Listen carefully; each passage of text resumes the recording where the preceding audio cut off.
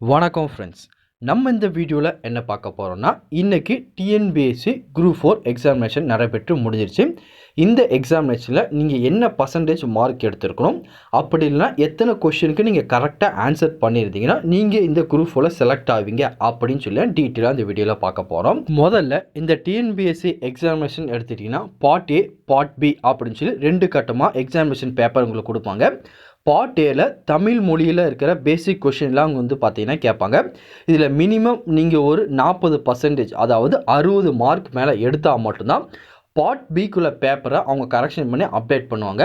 நீங்கள் பார்ட் ஏல வந்து பார்த்தீங்கன்னா மினிமம் ஒரு 40% மார்க் எடுக்கலை அப்படின்னா உங்களோட பேப்பரை வந்து பார்த்தீங்கன்னா அவங்க வேலிடேட்டே பண்ண மாட்டாங்க. கரெக்ஷன் வந்து பார்த்தீங்கன்னா பார்ட் ஏவோட நிப்பாட்டிடுவாங்க. மினிமம் 60 மார்க் மேலே 40% கண்டிப்பாக நீங்கள் இருக்கணும். இருந்தால் மட்டும்தான் நீங்கள் வந்து பார்த்தீங்கன்னா பார்ட் பி பேப்பரை கரெக்ஷன் பண்ணுவாங்க. உங்களை வந்து பார்த்தீங்கன்னா உங்களோட மார்க் அதுக்கப்புறம் அப்டேட் பண்ணுவாங்க. இல்லைன்னா நீங்கள் பார்ட் ஏலேயே வந்து பார்த்தீங்கன்னா மினிமம் மார்க் எடுக்கலாம் அப்படின்னு சொல்லி உங்கள் பேப்பரை வந்து பார்த்தீங்கன்னா அதோடவே முடிச்சிருவாங்க. அதுக்கப்புறம் இந்த எக்ஸாமினேஷனில் மினிமம் மார்க் வந்து பார்த்தீங்கன்னா கம்யூனிட்டி வைஸாக வந்து பார்த்தீங்கன்னா மாறுபடும். அது என்னென்ன மார்க் அப்படின்னு பார்த்தீங்கன்னா, நீங்கள் ஜென்ரல் கேட்டகரியில் அப்ளை பண்ணுறதா இருந்தால் ஒரு மினிமம் 40% மார்க் மேலே இருக்கணும். ஓபிசியாக இருந்தீங்கன்னா 35%, எஸ்சியாக இருந்தீங்கன்னா 30%, எஸ்டியாக இருந்தாலும் 30% மினிமம் இந்த மார்க் எடுத்தால் நீங்கள் செலக்ட் ஆகிறதுக்கு அதிக விதமான சான்ஸ் இருக்குது. எப்படி ப்ரோ அந்த மார்க் எப்படி கால்குலேட் பண்ணுறது?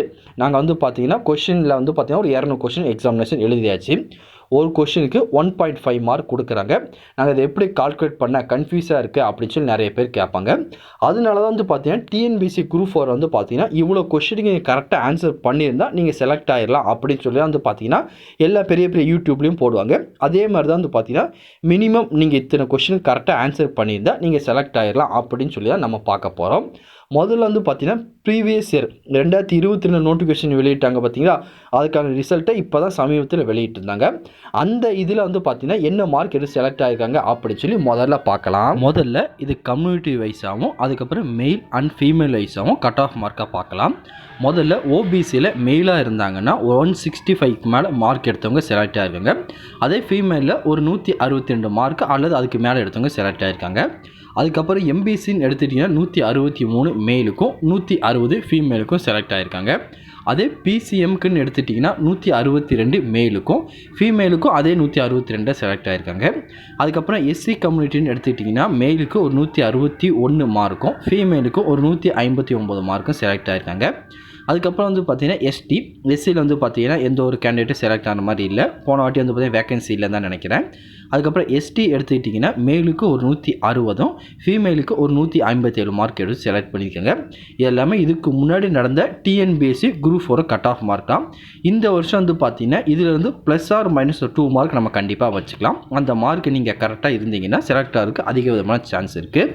அதாவது வந்து பார்த்தீங்கன்னா இந்த 2024 டிஎன்பிஎஸ்சி குரூப் 4ல் நீங்கள் மெயிலாக இருந்து பிசி கம்யூனிட்டியில் இருந்தீங்கன்னா ஒரு 165 அல்லது 166 மார்க் எடுத்தீங்கன்னா செலக்ட் ஆகிருங்க. இதே ஃபீமேலாக இருந்தீங்கன்னா 162 163 மார்க் எடுத்தால் போதும் நீங்கள் செலக்ட் ஆக சான்ஸ் இருக்குது. அதே மாதிரி வந்து பார்த்தீங்கன்னா எம்பிசியில் நீங்கள் இருந்தீங்கன்னா 163 164 மெயில் கம்யூனிட்டிக்கு. அதே மாதிரி நீங்கள் ஃபீமேலில் இருந்தீங்கன்னா 160 அல்லது 161 மார்க் எடுத்தால் நீங்கள் செலக்ட் ஆகிடுவீங்க.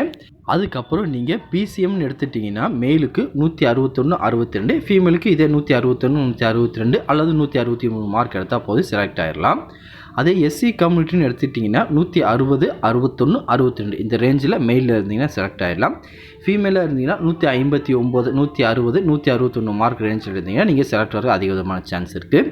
அதுக்கப்புறம் எஸ்டிக்குன்னு எடுத்துட்டிங்கன்னா ஒரு 160 161 162 இந்த மார்க் இருந்தால் போதும் மெயிலுக்கு.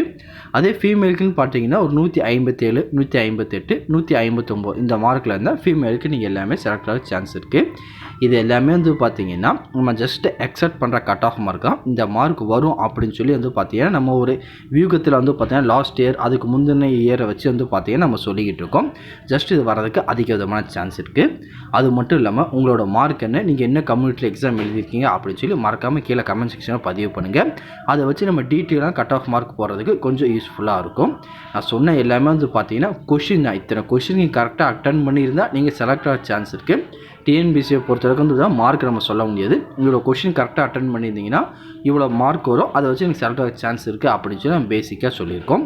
இதை பற்றி வேறு எதுவும் உங்களுக்கு டவுட் இருந்தால் கீழே கமெண்ட் செக்ஷனில் தெரிவிங்க, கண்டிப்பாக உங்களுக்கு நான் கிளியர் பண்ணி தரேன். இந்த பதிவு கண்டிப்பாக உங்களுக்கு பயனுள்ளதாக இருக்கும்னு நினைக்கிறேன். தெரியாத உங்கள் ஃப்ரெண்ட்ஸுக்கு இந்த வீடியோ ஷேர் பண்ணுங்கள், பிடிச்சிருந்தா லைக் பண்ணுங்கள். அடுத்த ஒரு வீடியோ சந்திக்கலாம். Thank you and bye bye friends.